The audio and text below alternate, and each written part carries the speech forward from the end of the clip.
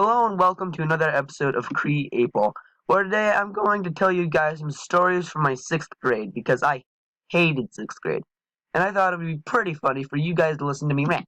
So let's begin. First story. It was winter and someone was building a stove fort. I forgot who it was, so let's just say it was Jonathan Finch from the bus video.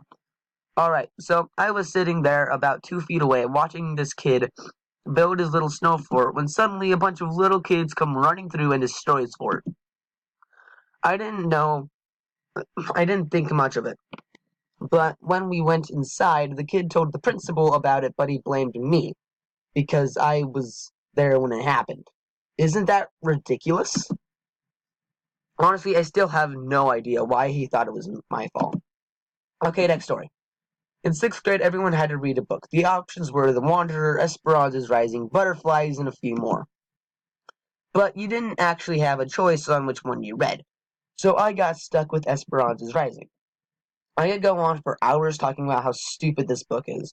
But hey, if you like it, you're wrong. But I don't have hours to talk about a dumb book, so I have a different idea. While we were reading, we had to take notes about the book. So here are a few of my notes. Chapters 1 and 2. This is super boring. Chapter 3. Her dad died. Finally, something interesting.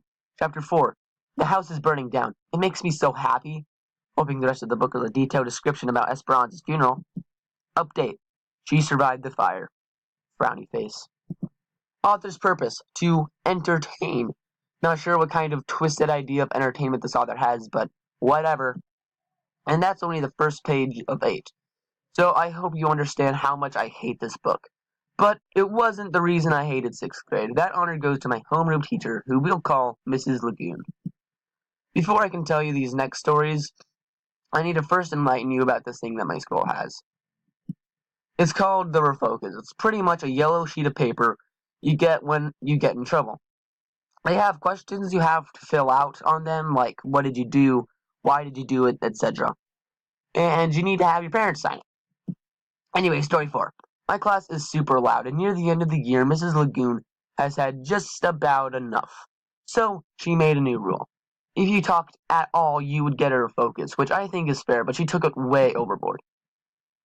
So one time a kid dropped his pencil, and another kid picked it up and said, "Here you go." The other kid responded with, "Thank you." They both got refocuses. But I'm still not done, because I have my story. Last story.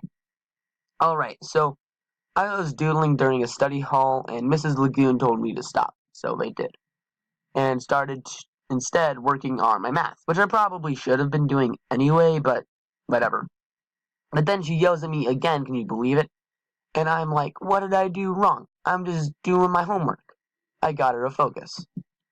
I don't remember exactly what I put on the focus as my answers, but I remember that whatever it was super sarcastic. All I can remember is the question asking how my actions affected me.